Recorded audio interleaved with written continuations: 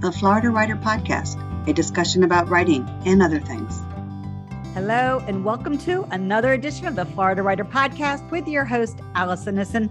And today I am lucky enough to be with Tanya Gough. Tanya, could you give me a 60-second elevator pitch about who you are and what you write?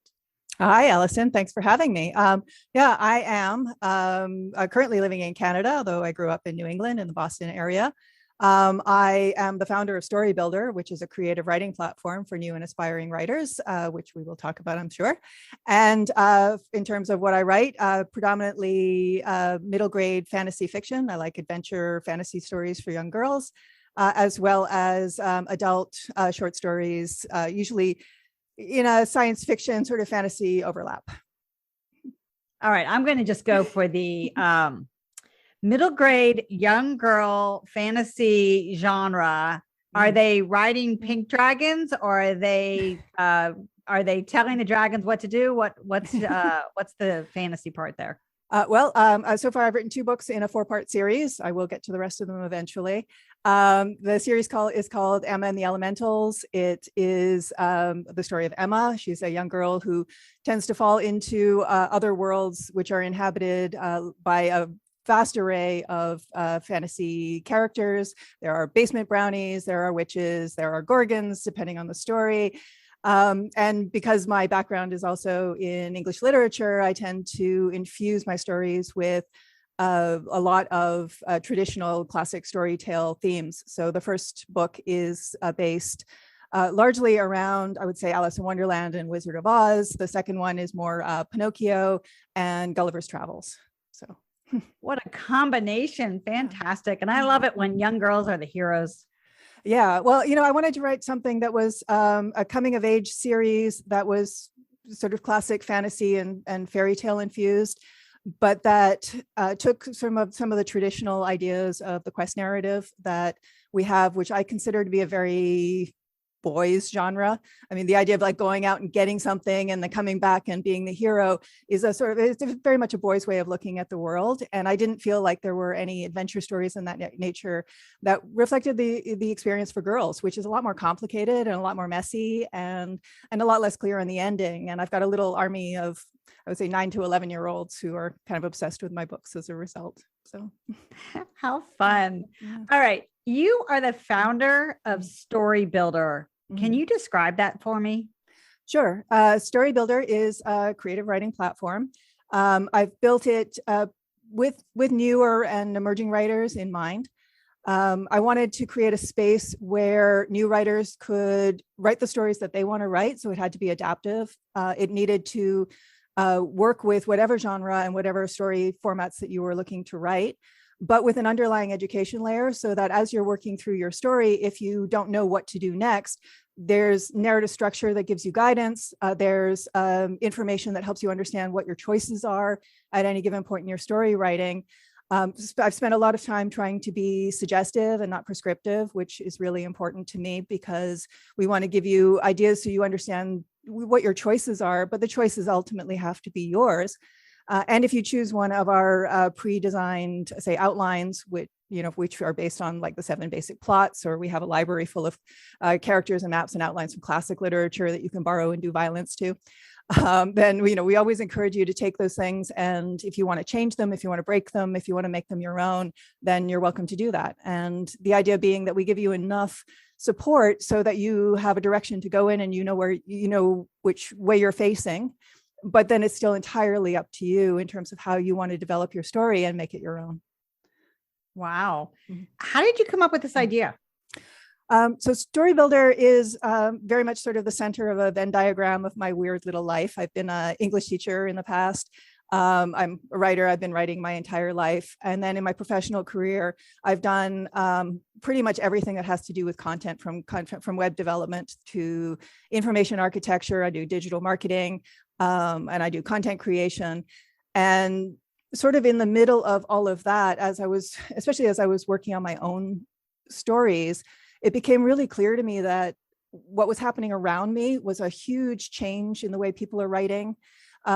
People have a whole bunch of different ways that they can publish their work. We have traditional publishing. We now have, you can self-publish, you can publish on, you can publish on a fan fiction website, you can publish, by chapter, or you can publish your whole thing, or just drop it on a blog and, put it out in the world. And a lot of these writers who are sort of playing around and doing some really interesting experimentation work in that space are coming from high school education, where they're just not teaching creative writing anymore, because, well, frankly, you can't standardize test for creative writing. So they put a lot of effort onto reading comprehension and not into creative writing. So it seemed to me like there was this big hole in the middle with a lot of people who are clearly really anxious and interested in participating in a whole bunch of different ways that they can write and share with their friends. But there really wasn't anything in the middle to help direct them and to help show them how to do it properly. And again, properly is probably the wrong word too, because I don't believe that there's one strict way of writing.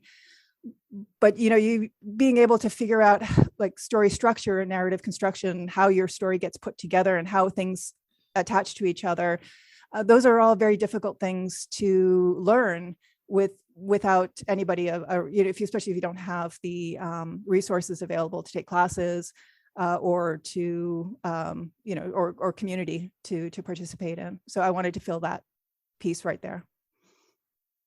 It's clear that you are working with newer and emerging writers, but if you were an advanced writer or an experienced writer, how would you use the platform? Well, we actually have a number of advanced, published writers who use it anyway.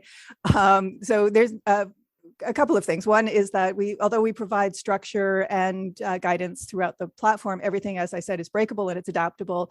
So you're welcome to come in and use our structures as a starting point for your story, which is a lot of writers find really helpful for breaking through writer's block. If you're writing your story arc and you're halfway through and you're just not sure what happens next, well, we can tell you actually where you are, depending on where you are in your story arc, like what kind of activity needs to happen depending on the arc, the story outline that you've chosen, depending on the genre that you've chosen.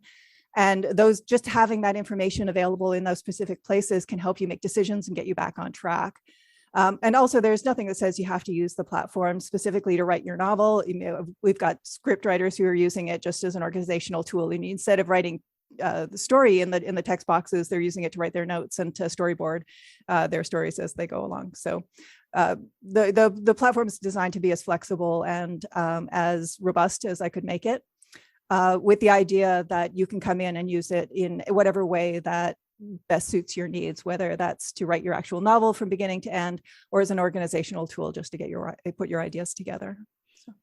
So you mentioned that a lot of times people will use StoryBuilder to help break through writer's block, and it will help identify points in the plot where it's like, hey, this could happen, like this shift could happen. All right, this is my own naivete. Is that a beat? Is that what that is?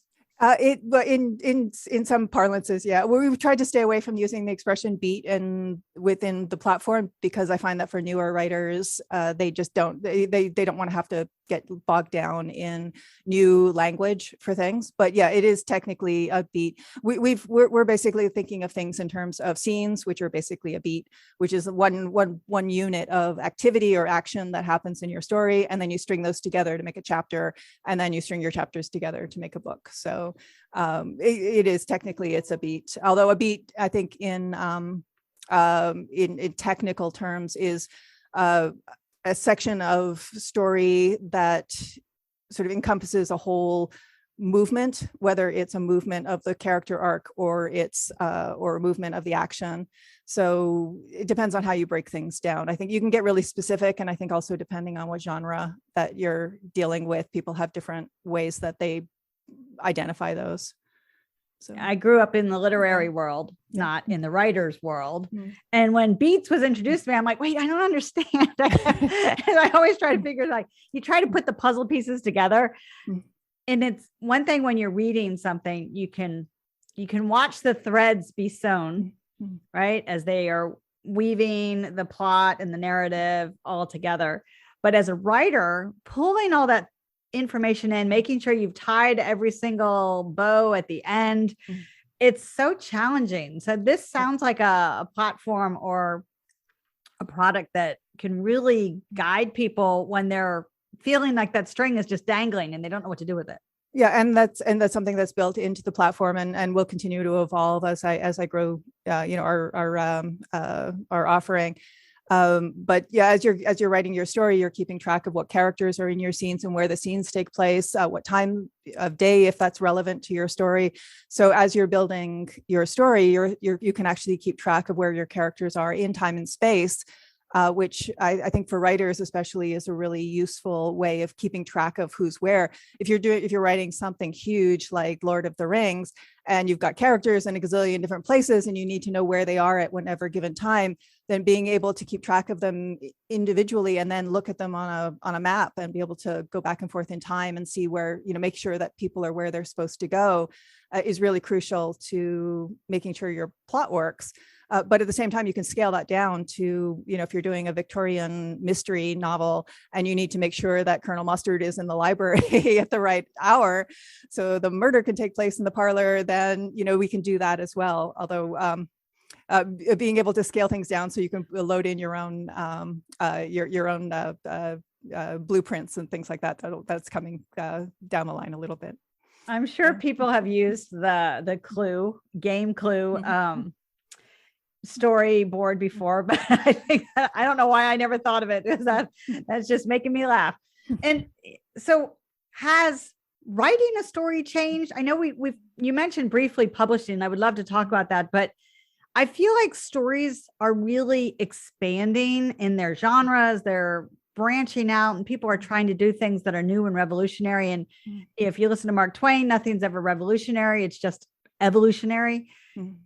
Do you think that the genres have changed, or that they're broadening, or what's the story, quote unquote story, with genres? Yeah, I think that things are exploding exponentially, and have been since ebooks landed around 2008. Well, I mean, ebooks were sort of first in the line, and that gave people a lot more opportunity to publish their stories without having to go through the traditional gatekeepers. Since the introduction of ebooks, which happened around 2008, there's been a huge transition in the way that people write, and also the way publishing exists. Ebooks meant that people could publish their own stories and write whatever they want in their own way without having to go through traditional gatekeepers, which means that there were a lot fewer people being told how to write or being forced into particular categories. And then with later evolutions of publishing, there's been a ton of activity happening in the public sphere. Started with Tumblr, with people writing serialized stories there. There's the fan fiction community, which has done some really incredible work in terms of rethinking narrative. I mean, fan fiction, I think by definition, is about finding something that you really truly love and connect to in popular culture, and then turning it and making it your own and creating your own narratives around it. I think there's something really, really powerful about that. And then also with the serialized publishing, which is now on, there's just almost countless number of platforms out there now where you can publish your story, chapter by chapter. We're seeing all sorts of really interesting things evolve, such as people writing parts of their story, and then depending on what kind of feedback they get, going back and rewriting chapters, or rewriting them from different perspectives because they've gotten feedback from their readers that they really love it, but they were wondering what else was going on. So now all of a sudden it becomes an interactive experience where the readers are influencing the evolution of the story. Or entire chapters being rewritten from other characters, or pulling dreamscape things where the plot happens to a certain point, and then the plug gets pulled, and you get pulled back to the beginning of the story and have to re-experience the entire thing from somebody else's perspective. There's no rules for any of this, right? So these people are just writing in whatever way moves them. And they've been able to break narrative structure, I think, in some really, really fascinating ways. But at the same time, Well, no, they've been able to do it in pretty amazing ways. It's been, it's an interesting ride. I love Yeah. it. By the way, I think it's fantastic. We are free to write what we want to write and publish the way we want to publish without, Big Brother standing over our shoulder and telling us what to do and how to do it. Right. But at the same time, I mean, having help along the way, I think is also is where we've sort of lost track of things. People have jumped from, having sort of very basic sort of overviews. They might have learned about story arcs in high school and that's about it. And then they jump into this arena especially where a lot of the feedback they're getting is from other amateur writers. And so they end up in this sort of amateur feedback loop, and it becomes very difficult to evolve your story writing or to become a better writer. And becoming a better writer is not a priority for some of these writers. I mean, we've done polls and had people come back and tell us, like, I don't need to get my story, make my story writing better. I write fan fiction. I do this for fun. I do this for the love of writing. And that's an amazing way of thinking about it. And then for others, they're hesitant to participate in the space and they don't know what to do or how to do it. And we can give them a safe space where they can practice and play before they go into public space. And I think that's incredibly important as well. Well, Tanya Gough, how can people find out more about StoryBilder, about your fantasy series? Well, my fantasy series is on Amazon. You can find links to it on my website, which is myname.com. But I much more strongly encourage people to come check us out over at StoryBilder. StoryBilder is spelled story, STORY, and builder is BILDER. There's no U. All we're missing is U. So make sure you look it up, make sure you get the right URL for that. And if you come and check us out, if you go to storybuilder.com/Florida and use the coupon code WRITER, we'll give you 1 month free with no credit card to come and check us out and get your story started. Wow, what a great offer. Tanya, are you ready to switch to our rapid fire questions? I sure am. Let's do it. Do you collect anything? Oh, books. I probably shouldn't ask a writer that, right? Yeah, I have I think the technical term is an obscene number of books. There's a whole library there. Yep. Do you have any favorite flowers? Favorite flowers? Actually, I'm allergic to a lot of them. So I would say no, I don't. And I think that's probably very sad. I would like to have a favorite flower, but I don't. So your favorite flowers are the ones in Monet's pictures. Those are beautiful. I love them. And I love them on the wall and not smelling. That's great. All right. If you could have one superpower, what would it be? Ooh, my superpower would be invisibility. Invisibility. You could learn a lot that way. You could. I'd just be able to walk around in cities and explore things and not have to worry about anybody seeing me or questioning why I'm there. It would be great. Well, Tanya Gough, thank you so much for stopping by. Thank you, Allison. I really appreciate you having me. You have been listening to another edition of the Florida Writer Podcast with your host, Allison Nissen. Allison out. Woo! We're all done. Tanya Gough has been an ESL teacher, a retail store owner, a corporate digital marketer, and a freelance content strategist, intelligence researcher, and a web developer. And today, she is the founder of StoryBilder, a creative writing platform for new and aspiring writers, and some experienced writers too. Tanya also writes middle grade fantasy fiction and science-infused fantasy short stories for adults. The StoryBilder platform is a writing platform that bridges the gap for new and intermediate writers, supporting writers through flexible narrative frameworks, a library of adaptable story assets, and integrated experiential education layers. StoryBilder is built to foster creativity no matter what or how you write. Discover more at storybuilder.com. That's StoryBilder.com. For more information about the Florida Writers Association and our upcoming Florida Writers Con, join us for a weekend jam-packed with networking opportunities, workshops, awards, book signings, a youth summit, and more. Friday, October 28th through Sunday, October 30th.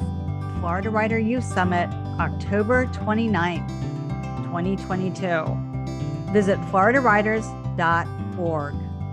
Until next time.